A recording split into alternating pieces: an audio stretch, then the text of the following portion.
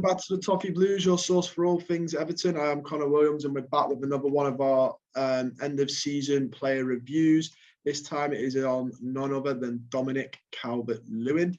Big Dominic had a tough season, hasn't he? He's come out and spoke about it this season in magazines and stuff, saying it's been a really tough one for him. We will get into his stats, stuff like that. But it's just worth pointing out, it's a shame it's not last season where he had his best season for us.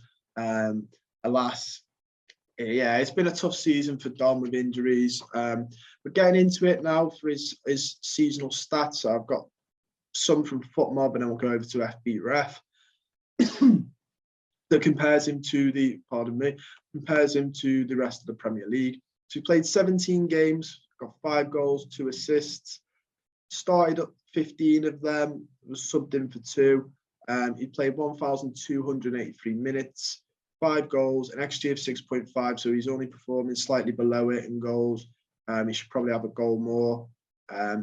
Inside the box 5, 2 of them are penalties, 2 are headed, 2 are right-footed, 13 shots on target, 14 off, 2 assists, 10 chances created, 277 passes, 11 attempted dribbles, only 2 of them successful, 11 attempted tackles, 8 of them successful, 12 clearances and 3 interceptions, 1. Worth pointing out there is dribbles. I don't think he's a very dribbled striker. I think he's more of a one-touch finish like we saw last season. I do think dribbling and ball at his feet is sort of his weakness. FBref, who compare stats with other players, have said similar players to Calvert-Lewin are I'll just use Premier League one, and it's Shea Adams, Jay Rodriguez, and Ivan Toney, who's the more prominent one because a lot of people have said about Toney. So this season, he's got 0.21 non-penalty goals, well below the Premier League's average for an attacker this season, which is quite disappointing for Calvert-Lewin. 0.35, which is about average. I was comparing it to the whole world, not the Premier League. So he's got 0.35 goals per 90. Now he's just above the Premier League average. There we go. And now we're on it. He's got 0.14 assists per 90. That's about average. I'll read out the big ones that scream either really bad or really good. So shots total is 2.1 a game, which is well below the Premier League's average. Shots on target percentage is about average.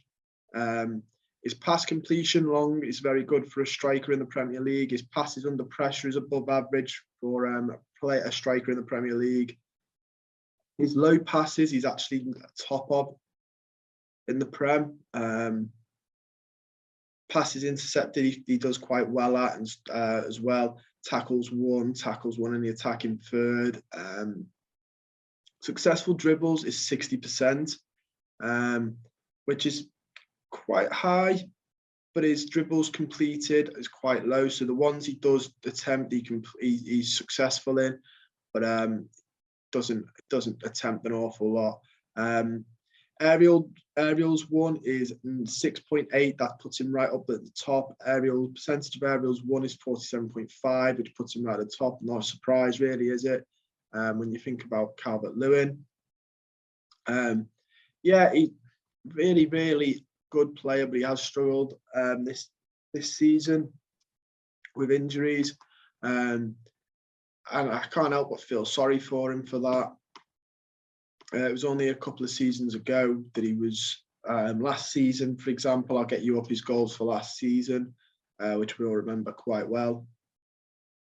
So last season, he scored 16 goals, the season before that 13, so it was slightly better than the season before. Now we're back down to 5, which was not his lowest. His lowest was back in 2017-18, he got 4, and back in 16-17, he got 1 goal.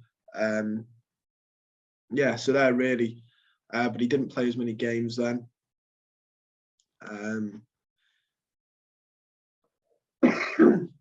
Sorry about that, I've got a bit of a cough. He didn't play many games then. So that sort of has to be taken into account. His best games for us this season from the ones that he's been fit to play. I'll give you his worst first, actually, and then we'll end on highs. Worst one, he's been out for a lot of it, was probably the Tottenham Hotspur 5-0, which is it for a lot of players because it was absolutely abysmal. That is one of the worst defeats. I know Spurs are a good team, but that was absolutely abysmal.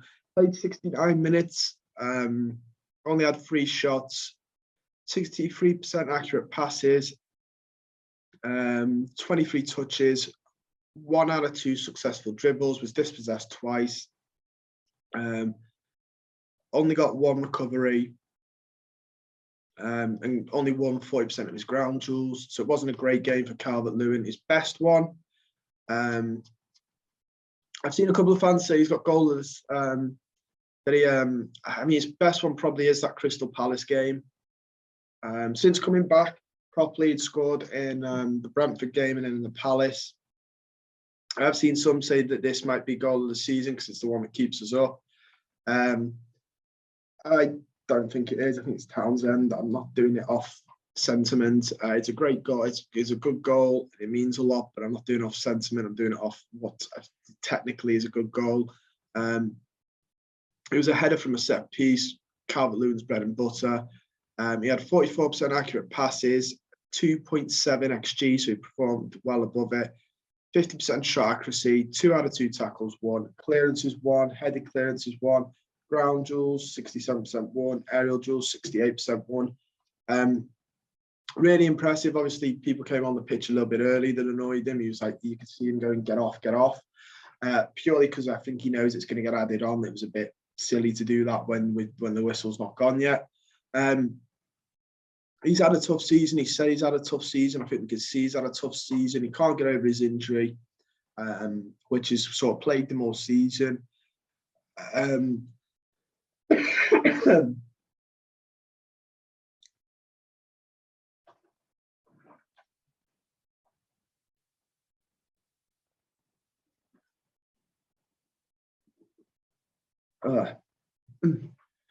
Right, start again from here. Yeah, he's had an injury that's plagued him all season. It's been really tough for him to get over that. He said about his sort of alluded to mental health as well, being annoyed that he's injured and he can't help the team, which is good, by the way. It's good that a player is annoyed that he can't help the team, means he cares. Yeah, and hopefully we see the best of him again next season. He is also linked with a move away, but only Newcastle seem to be liable options. I don't know if they'll go for him. In all honesty, I think he might be not their top target, but he'll be like 2 down, 3 down. So it depends if they'll get their top targets. I hope we keep him. We could do keeping him or Richarlison, ideally both, but definitely one of them.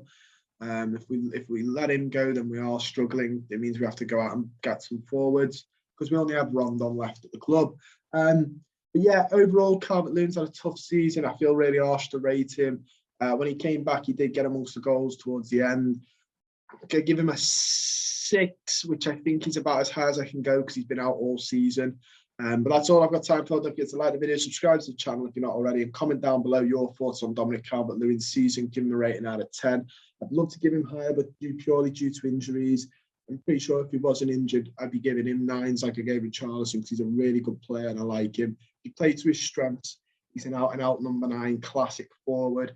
One touch finishes, heading ability that is really, really brilliant. His height, not just in his actual height, but like the height he jumps at. He's a fantastic player who I really, really like and seems like a lovely lad. So I hope him all the best for his season, his summer now, get healthy, get fit for the next season.